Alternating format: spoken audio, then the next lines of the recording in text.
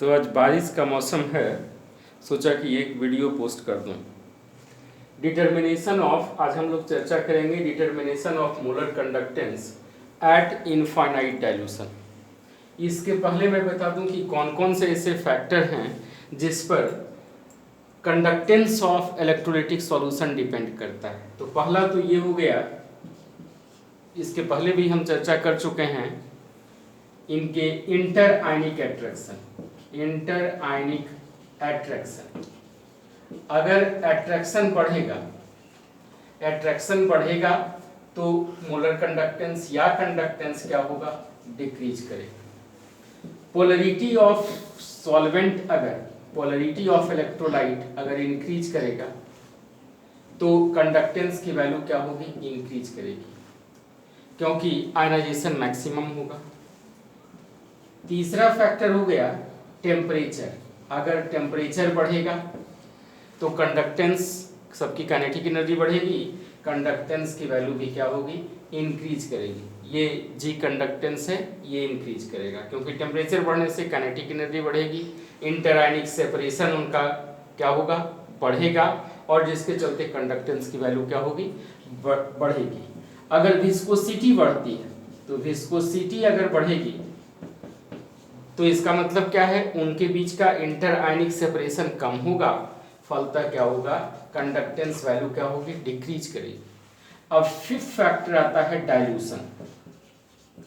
Dilution की बात करें तो जैसे जैसे सॉल्यूशन को, जैसे जैसे इलेक्ट्रोलाइटिक सॉल्यूशन को डाइल्यूट किया जाता है उसकी कंडक्टिविटी क्या होती है, इंक्रीज करती है। आप लिखेंगे क्या कि जैसे जैसे डाइल्यूशन होगा, as the dilution increases,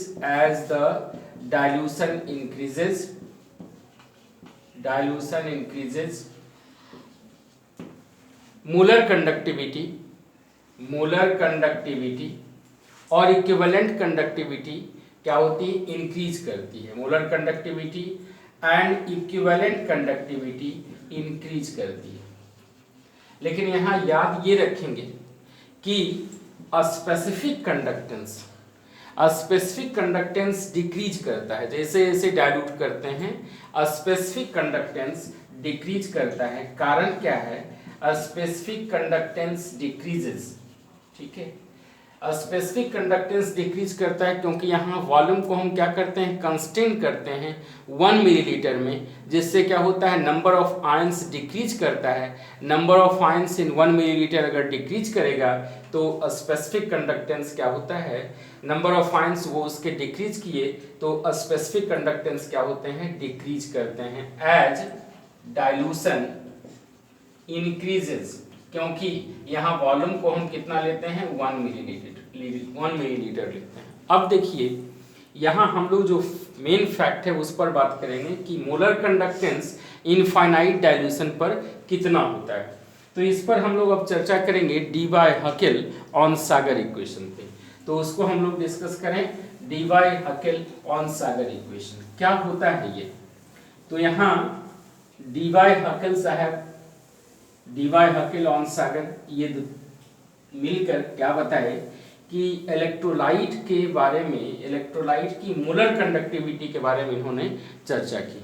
तो ये है Debye Huckel Onsager equation, Onsager equation. ये एनसीईआरटी में नाम नहीं दिया है लेकिन इक्वेशन लिखा है, lambda m is equal to lambda m infinity minus b root under c। यहाँ इसको c कर दीजिए। ये है molar conductance at concentration c, molar conductance at concentration c। ये क्या हो गया, लैम्डा mc, और लैम्डा m इनफाइनाइट हो गया molar conductance at infinite dilution.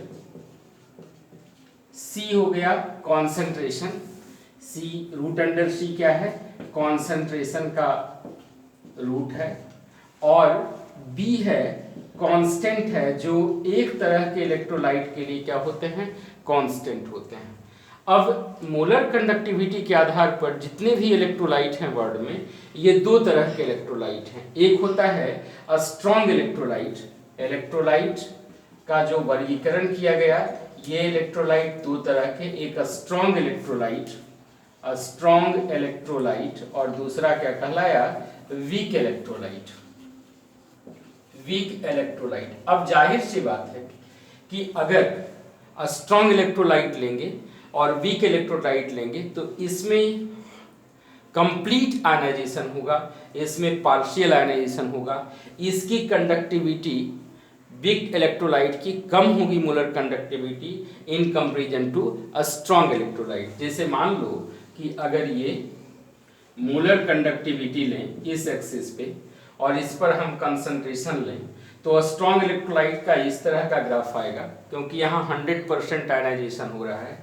लेकिन वीक इलेक्ट्रोलाइट के केस में लैम्डा m वर्सेस कंसंट्रेशन का ग्राफ कुछ इस तरह का आता है। इसी ग्राफ को एनसीईआरटी बुक में आपको एक ही साथ दिखा दिया गया है। एक ही साथ दिखाने का मतलब ये हुआ कि इसको इस तरीके से दिखाए हैं कि इधर ले लिए लैम्डा m और इधर ले लिए c, ये हो गया वीक इलेक्ट्रोलाइट का और ये हो गया स्ट्रॉन्ग इलेक्ट्रोलाइट का। अब देखिए इस ग्राफ की खासियत क्या है। इस ग्राफ की दरअसल पावर ही चला गया, तो बिजली का मौसम है, ये पावर ही गुम।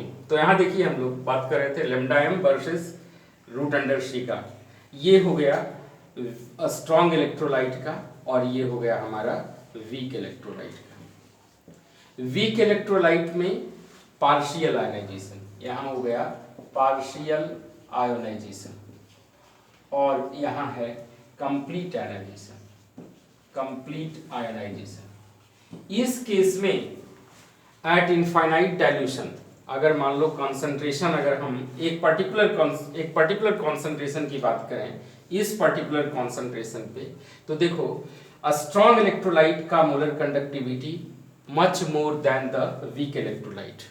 वीक इलेक्ट्रोलाइट में ओनली एप्रिसिएबल चेंज हो रहा है, लेकिन स्ट्रॉन्ग इलेक्ट्रोलाइट में क्या हो रहा है, मार्जिनल चेंज हो रहा है, क्योंकि यहाँ 100% आयनाइजेशन है। दूसरी रह गई बात कि स्ट्रॉन्ग इलेक्ट्रोलाइट का by extrapolating the graph we can determine the molar conductance, लेकिन in case of weak electrolyte we can not determine the molar conductance at infinite dilution. तो ये हो गया Debye Huckel Onsager equation का beautifulness, जिससे हम लोग molar conductivity strong electrolyte का और वीक इलेक्ट्रोलाइट का निकाल सकते हैं। तो थैंक यू। इससे रिलेटेड आगे के वीडियो में मैं क्वेश्चन डालूंगा। Thank you everybody.